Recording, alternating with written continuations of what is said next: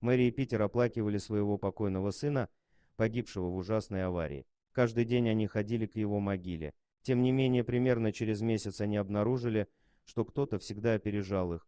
Каждый день на его могилу клали новую розу. Но кто приносил эту розу? У Питера было решение, он поставил камеру, чтобы определить, кто это. Но когда он увидел этого человека, он был ошеломлен. Питер и Мэри возвращались домой после получения записи с камеры. Они были очень взволнованы, но ничто не могло подготовить их к тому, что должно было случиться. Они ждали до следующего дня, чтобы посмотреть видео. Питер и Мэри были переполнены адреналином и сомнениями, и им нужно было убедиться, что они принимают правильное решение. Когда экран дернулся и появилось всплывающее окно, Питер и Мэри наблюдали. Все, что им нужно было сделать сейчас, это нажать кнопку воспроизведения, чтобы узнать, кто все время оставлял красные розы на могиле сына. Встретятся ли они с этим человеком? Родители Мэри и Петр так и не оправились полностью от смерти их сына Майкла. Ему было всего 18 лет, когда он погиб в автокатастрофе. С тех пор они были только вдвоем, с чем им тяжело было смириться.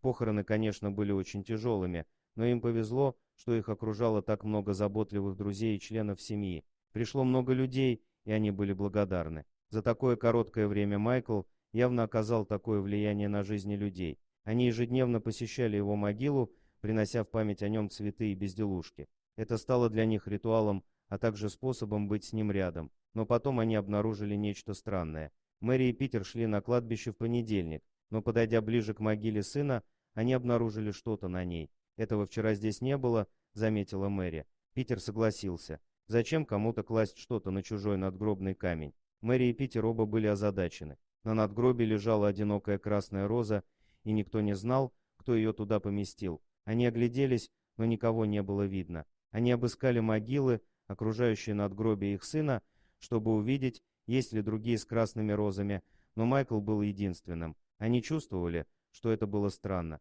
Первоначально они восприняли это как случайный акт щедрости со стороны незнакомца. Но каждый раз, когда роза увядала, появлялась новая. Их все больше интересовало, кто кладет эти розы на могилу Майкла, но выяснить это не получалось. Однажды Питер пришел домой с идеей. «Что, если мы повесим камеры?» — сказал он жене. Мэри была против, так как это нарушило бы политику конфиденциальности. Однако Петр не собирался так просто сдаваться. Он был полон решимости выяснить, кто кладет эти розы на могилу его сына. Поэтому однажды ночью он покупает новую камеру видеонаблюдения и едет на кладбище, ничего не сказав жене. К могиле их сына подошел человек, одетый во все черное. Они ничего не могли сказать о том, кто это мог быть. Единственной отличительной чертой была единственная малиновая роза посетителя. Что это был за человек? Он вернулся домой и забрался в постель к Мэри, которая притворилась спящей. Она знала о том, что ее муж сделал той ночью, но не стала вмешиваться. Конечно, она тоже хотела узнать, кто этот человек, но она не призналась в этом своему супругу. Дорогие друзья, если вам понравилось видео, поставьте лайк, а также подписывайтесь на канал, где найдете еще много интересного.